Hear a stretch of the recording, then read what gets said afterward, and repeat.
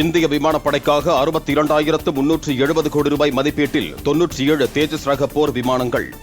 Hindustan aeronautics நிறுவனத்துடன் பாதுகாப்புத்துறை அமைச்சகம் ஒப்பந்தம். நாட்டிலேயே முதன்முறையாக ரயிலில் இருந்து ஏவப்பட்ட அக்னி பிரைம் ஏவுகணை சோதனை வெற்றி. 2000 கிலோமீட்டர் தொலைவில் உள்ள இலக்கை துல்லியமாக தாக்கி அழிக்கும் திறன் கொண்டது. அக்னி பிரைம் ஏவுகணை சோதனை மூலம் நடமாடும் ஏவுதளம் வாயிலாக ஏவுகணையை ஏவும் நாடுகளில் இந்தியாவும் இடம்பெற்றது. DRDO ரயில்வே நிபுணர்களுக்கு பாதுகாப்புத்துறை அமைச்சர் ராஜ்நாத் சிங் பாராட்டு.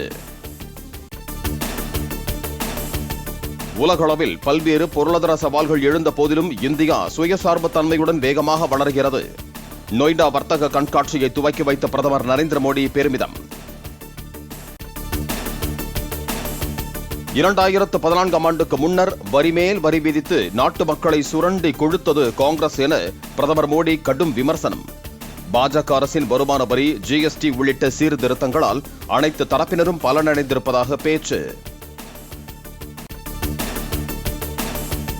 தேர்தலில் தபால் வாக்குகள் முடிவுகள் அறிவிப்பில் புதிய நடைமுறையை கொண்டு வருகிறது தேர்தல் ஆணையம்.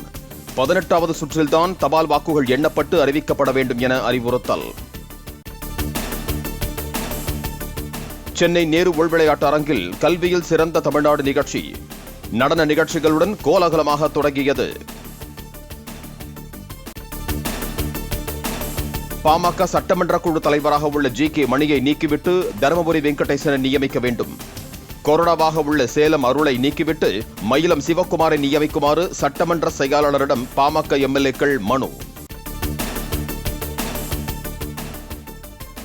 அதிமுக முன்னாள் அமைச்சர் CB சண்முகத்துடன் தமிழ்நாடு பாஜக தலைவர் நயினார் நாகேந்திரன் சந்திப்பு. சுமார் 1 மணி நேரம் வரை இருவரும் ஆலோசனை நடத்தியதாக தகவல். பாஜகவின் தமிழக தேர்தல் பொறுப்பாளராக கட்சியின் தேசிய துணைத் தலைவரான பைஜெயந்த் பாண்டா நியமனம். அடுத்த ஆண்டு சட்டமன்ற தேர்தல் நடைபெற இருக்கும் நிலையில் கட்சி சார்ந்த பணிகளை தீவிரப்படுத்தும் வகையில் அறிவிப்பு. திருவண்ணாமலை அருணாச்சலேஸ்வரர் கோவிலின் உள்ளேயும் வெளியேயும் எந்த கட்டுமானங்களும் மேற்கொள்ளக்கூடாது என உயர்நீதிமன்றம் உத்தரவு. நீதிமன்றத்தின் கவனத்திற்கு கொண்டு வராமல் தடை உத்தரவை மீறி கட்டுமான பணிகளை மேற்கொள்வதா என அறநிலையத்துறைக்கு கண்டனம். அருணாச்சலேஸ்வரர் கோவிலில் அக்டோபர் 5ஆம் தேதி ஆய்வு செய்ய உள்ளதாக உயர்நீதிமன்ற நீதிபதிகள் அறிவிப்பு. கோவிலில் கட்டுமானங்களை மேற்கொள்ள வேண்டிய அவசியம் என்ன? கட்டுமானங்கள் சுற்றுச்சுவருக்கு பாதிப்பை ஏற்படுத்தாதா என அறநிலையத்துறைக்கு கேள்வி. திமுக கூட்டணியில் காங்கிரஸ் கட்சிக்கு கூடுதல் இடங்களும் ஆட்சியில் பங்கும் வேண்டும். ஒரு காலத்தில் திமுக காங்கிரஸ் சரிசமமான இடங்களில் போட்டியிட்டதை சுட்டிக்காட்டி KS அழகிரி வலியுறுத்தல். திண்டுக்கல் மாவட்டத்தில் வருவாய்த்துறையினர் உங்களுடன் ஸ்டாலின் முகாமை புறக்கணித்து போராட்டம். 100 நாள் பணிதள பொறுப்பாளர்கள் மூலம் மனுக்கள் பெறப்பட்ட நிலையில் சில இடங்களில் தள்ளுமுள்ளு. சட்டக்கல்லூரி மாணவி உயிரிழந்து 3 நாட்களானதை மறைத்து சிகிச்சை என்ற பெயரில் மதுரை வேலம்மாள் மருத்துவமனை பணம் பறித்ததாக குற்றச்சாட்டு.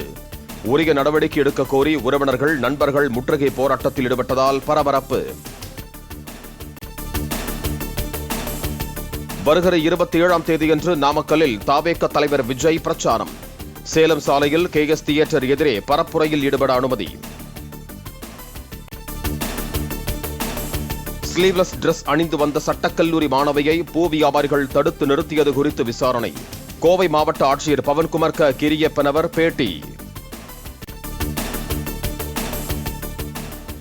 புதுச்சேரி கூடப்பாக்கத்தில் டிப்பர் லாரி மோதி இருசக்கர வாகனத்தில் சென்ற கல்லூரி மாணவர் உயிரிழப்பு. ஆத்திரத்தில் டிப்பர் லாரியை அடித்து நொறுக்கிய உறவினர்கள். வட மாநிலங்கள் பலனடையும் வகையில் சிந்து மற்றும் பிகாஸ் நதிகளை இணைக்க மத்திய அரசு திட்டம். 113 கிலோமீட்டர் தூரத்திற்கு கால்வாய் அமைத்து ராஜஸ்தான் உள்ளிட்ட மாநிலங்களுக்கு தண்ணீர் வழங்க முடிவெடுக்கப்பட்டுள்ளதாக தகவல். பீகார் சட்டமன்ற தேர்தல் தேதி அக்டோபர் மாதம் முதல் வாரத்தில் அறிவிக்கப்பட வாய்ப்பு. நீண்ட காலம் ஒரே இடத்தில் பணியாற்றும் காவல்துறை அதிகாரிகளை அக்டோபர் 6ஆம் தேதிக்குள் இடமாற்றம் செய்ய தேர்தல் ஆணையம் உத்தரவு. பீகார் சட்டமன்ற தேர்தலுக்கான பாஜக மாநில பொறுப்பாளராக மத்திய அமைச்சர் தர்மேந்திர பிரதான் நியமனம். மேற்கு வங்க மாநில தேர்தலுக்கு பூபேந்திர யாதவை பொறுப்பாளராக நியமித்தது பாஜக. திருப்பதி திருமலையில் 102 கோடி ரூபாய் மதிப்பில் 2500 பக்தர்கள் தங்கும் வசதி கொண்ட மெகா மண்டபம் துணை குடியரசுத் தலைவர் CP ராதாகிருஷ்ணன், ஆந்திர முதலமைச்சர் சந்திரபாபு நாயுடு இணைந்து திறந்து வைத்தனர். டெல்லியில் உள்ள உயர்கல்வி நிறுவனம் ஒன்றில் 30க்கும் அதிகமான மாணவிகளுக்கு பாலியல் தொல்லை அளித்த விவகாரம். கல்வி நிறுவன பொறுப்பாளரான சைத்யானந்த சரஸ்வதி என்ற சாமியாரை தீவிரமாக தேடுகிறது டெல்லி காவல்துறை. மேற்கிந்திய தீவுகள் அணிக்கு எதிரான டெஸ்ட் தொடருக்கான இந்திய அணி அறிவிப்பு. சுப்மன் கில் அணியின் கேப்டனாகவும், ஜடேஜா துணை கேப்டனாகவும் தேர்வு. குழந்தையை சைந்தவி கவனித்துக் கொள்வதில் தமக்கு எந்த ஆட்சேபனையும் இல்லை என நீதிபதி முன் GV பிரகாஷ் உறுதி. விவாகரத்து கோரிய வழக்கில் சென்னை குடும்ப நல நீதிமன்றம் வருகிற 30ஆம் தேதி தீர்ப்பு. தொடர்ந்து 5வது வர்த்தக நாளாக இந்திய பங்குச் சந்தைகளில் சரிவு. நாள் ஒன்றுக்கு 3 லட்சம் கோடி ரூபாய் அளவிற்கு முதலீட்டாளர்களுக்கு இழப்பு. பிளே ஸ்டோர் மற்றும் ஆப் ஸ்டோரில் இருந்து பாலிமர் செயலியை QR கோடு மூலம் பதிவிறக்கம் செய்யுங்கள். செய்திகளை உடனுக்குடன் பெறுங்கள்.